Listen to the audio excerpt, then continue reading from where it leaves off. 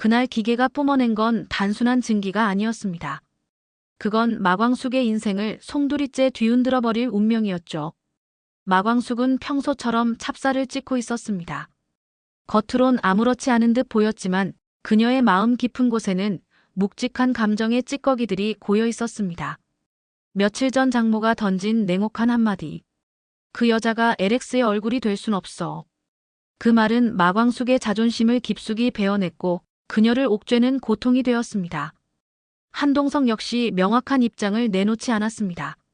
늘 신중하고 조심스럽던 그는 장모 앞에서만큼은 유독 작아졌고 그 모양은 마광숙에게 상처가 되었습니다. 자신이 누군가의 인생에서 애매하게 존재하는 그림자 같은 존재가 아닐까. 그런 불안감이 머리를 떠나지 않았습니다. 그러던 어느 날 전화벨이 울렸고 화면에는 한동석이라는 이름이 떴습니다. 순간 마음이 풀리는 듯한 웃음을 지었지만 그 순간 기계가 이상 신호를 내며 요란한 굉음을 터뜨렸습니다. 뜨거운 증기가 솟구치며 마광숙의 몸을 덮쳤고 놀란 그녀는 비명을 지르며 바닥에 쓰러졌습니다. 전화기 너머로 들린 그 비명에 한동석의 눈동자가 흔들렸습니다. 광숙 씨? 대답 좀 해요, 광숙 씨. 아무런 응답도 들리지 않자 동석은 지체 없이 기사에게 술도가로 향하라고 했고 공주실에게도 다급히 연락을 넣었습니다. 어머님, 광숙 씨에게 사고가 난 것 같습니다. 지금 출발합니다. 술도가 공장장 고자동과 직원들은 굉음을 듣고 마광숙이 쓰러져 있는 것을 발견하고 곧바로 구급차를 불렀습니다. 병원에 도착했을 때 마광숙은 이미 의식을 잃은 상태였습니다. 의사는 말했습니다. 다행히 생명에는 지장이 없지만 스트레스성 과로로 인한 실신입니다. 정신적 소진이 심각합니다. 한동석은 그녀의 손을 꼭 잡고 말했습니다. 이렇게 될 줄 알았다면 진작 나섰어야 했어요. 미안해요. 광숙은 희미하게 눈을 뜨며 말했습니다. 오빠, 나 정말 괜찮은 줄 알았는데 이제는 모르겠어요. 너무 버거워요. 그녀의 목소리는 가늘고 떨렸고 그 안에는 포기와 미련이 뒤섞여 있었습니다. 동석은 처음으로 명확한 감정을 드러냈습니다. 이젠 내가 나서야 할 때야. 이번엔 절대 놓치지 않을 거야. 같은 시각. 같은 LX 호텔에서는 장모가 임원들과 비공식 회의를 열고 있었습니다. 사적인 감정이 아닙니다. 이건 회사의 방향성과 연결되는 문제입니다. 나는 회장의 결혼이 회사에 해가 된다고 봅니다. 그 발언은 곧바로 사내에 회자되기 시작했고 한결은 이 상황을 더는 두고 볼 수 없었습니다. 그는 전사 메일을 보냈습니다. 저는 아버지를 존경합니다. 그런 아버지가 사랑하는 분과 함께하는 걸 우리는 응원해줘야 합니다. 이 짧은 메시지는 파문을 일으켰고 몇몇 간부들도 조용히 고개를 끄덕이기 시작했습니다. 공주실은 병원에 도착해 딸의 손을 붙잡고 말했습니다. 도대체 그 여자가 뭐라고 너를 이렇게 만들고 이제는 너 오빠 자리까지 흔들리게 해? 그러나 광숙은 떨리는 목소리로 말했습니다. 엄마, 제발 이제는 회장님 믿어줘요. 저 정말 이 사람과 함께하고 싶어요.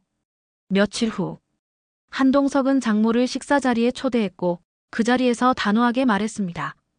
광숙 씨는 제 인생의 마지막입니다. 어머니, 이번만큼은 물러서 주셨으면 합니다. 장모는 아무 말도 하지 않았습니다. 그녀의 눈빛에는 이전과는 다른 낯섦과 분노가 깃들어 있었습니다. 다음 날 병실을 다시 찾은 한동석은 말했습니다. 우리 결혼식 준비해요. 모든 걸 감수하고라도 함께 가고 싶어요. 그 말에 마광숙은 눈을 감고 눈물을 흘렸습니다. 그녀의 마음속에도 뭔가 하나가 풀려가는 듯 했습니다. 하지만 이 모든 감정이 끝나기도 전에 LX 호텔 감사팀으로 한 통의 익명 메일이 도착했습니다.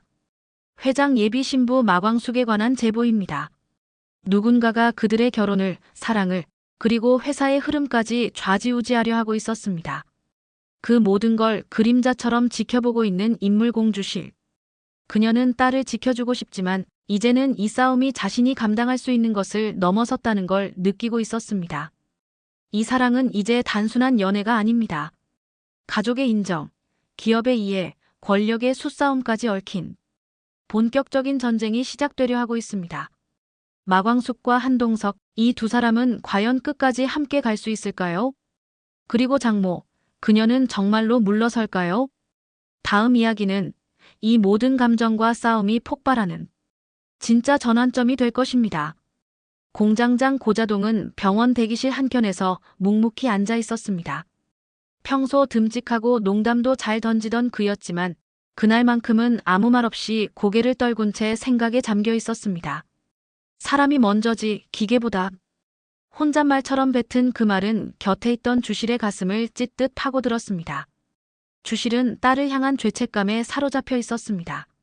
내가 왜 자꾸 나서서 일을 키웠을까? 괜히 그 집 장모랑 맘먹겠다고. 한편 장모는 혼자 호텔 회장실에 앉아 있었습니다. 한편 눈앞에는 딸의 영정 사진이 놓여 있었고 한편 그녀는 한참을 아무 말 없이 앉아 있었습니다. 결혼하겠다는 그 여자. 대체 내 딸 대신 뭘 채워줄 수 있다는 거지? 동석은 그녀에게 다가가 말했습니다. 어머니, 저 사람은 누구를 대신하는 존재가 아닙니다. 누군가를 잊기 위해 사랑하는 사람도 아니고요. 전 다시는 후회하고 싶지 않아서요. 그 말에 장모는 잠시 눈을 감았습니다. 그녀 역시 알고 있었습니다. 죽은 딸이 외로워했다는 것을.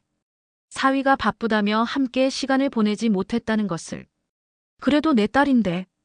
그 말은 끝내 입 밖으로 나오지 않았고 대신 그녀는 눈에 눈물이 맺힌 채 조용히 돌아섰습니다.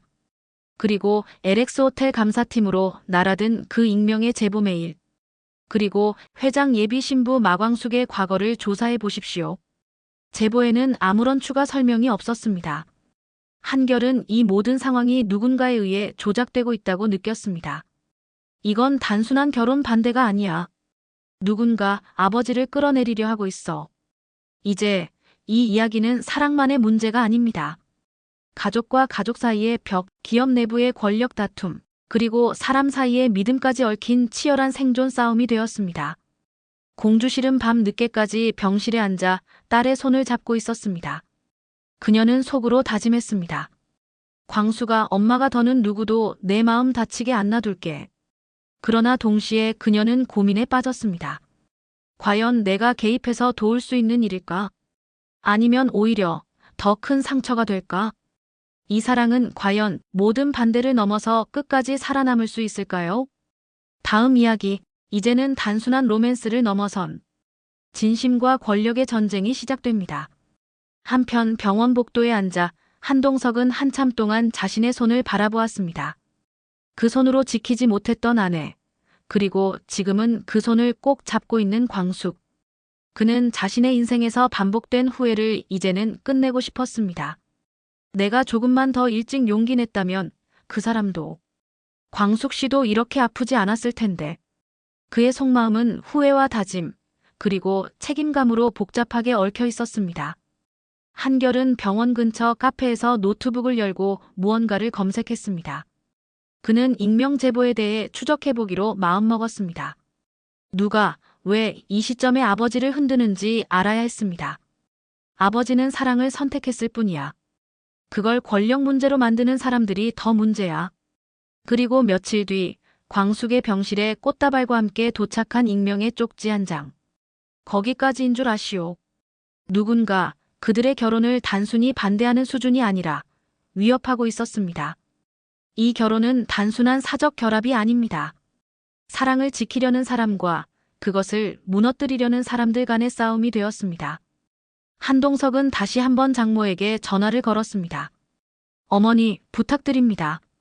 이제는 제 결정을 지켜봐 주세요. 사람 하나 지키는 일이 그렇게 큰 죄는 아니잖아요. 장모는 끝내 아무 말도 하지 않았습니다. 그 침묵은 동의도 거절도 아니었습니다. 그저 자존심과 감정이 부딪히는 회피였을 뿐. 하지만 더 이상 그 침묵에 기대 살아갈 수는 없습니다. 이제는 싸워서라도 지켜야 할 때가 온 것입니다. 그날 밤 광숙은 병실 창문 너머로 깜빡이는 도시의 불빛을 바라보고 있었습니다. 그 빛은 그녀에게 마치 먼 기억처럼 다가왔습니다. 이곳에 오기 전 자신이 오롯이 혼자였던 시간들. 독립적이고 꿋꿋하게 살아왔지만 문득문득 밀려오던 고독과 상실감. 그때 그녀를 웃게 했던 건 매번 차갑기만 하던 한동석의 어설픈 배려였습니다. 처음엔 서로 너무 달라 부딪히기만 했습니다. 그런데 언젠가부터 그 다름이 벽이 아니라 다리가 되어 주었습니다. 그래서 더더욱 이번엔 쉽게 포기하고 싶지 않았습니다. 한편 공주실은 고자동과 함께 술도가 뒷마당에서 낡은 기계를 바라보고 있었습니다. 자동씨, 저 기계 이번엔 진짜 폐기해야 하지 않겠어요? 고자동은 말없이 고개를 끄덕이며 대답했습니다. 사람 다치고 나서야 뭔가를 고치는 건 늘 늦은 법이지요. 그 짧은 대화 속에서도 두 사람은 술도가와 그 안의 사람들을 지키고 싶은 같은 마음을 느꼈습니다. 그 시간 장모는 홀로 자신의 방에서 그 오래된 서류 상자를 꺼냈습니다. 그 안엔 한동석이 회장이 되기까지 자신이 감수했던 희생과 고통의 기록들이 고스란히 남아 있었습니다. 나는 이 회사를 내 딸과 그 자식을 위해 만든 거야. 그러나 지금은 자신이 만들어온 이 제국에서조차 소외되고 있다는 불안감이 서서히 그녀를 잠식해가고 있었습니다. 마지막으로 익명의 제보자. 그는 어둠 속에 앉아 조용히 웃고 있었습니다. 사람들은 감정에 약하지 특히 회장은 더더욱. 그는 마치 다음 수를 준비하듯 키보드를 두드리며 새로운 파일을 생성했습니다. 그리고 그 이름을 광숙과거 자료라 적었습니다. 이 사랑은 단지 두 사람만의 문제가 아닙니다. 이제는 그들을 둘러싼 모든 과거, 선택, 그리고 그림자들이 함께 얽혀버렸습니다. 과연 이 관계는 끝까지 살아남을 수 있을까요? 지금부터가 진짜 시작일지도 모릅니다.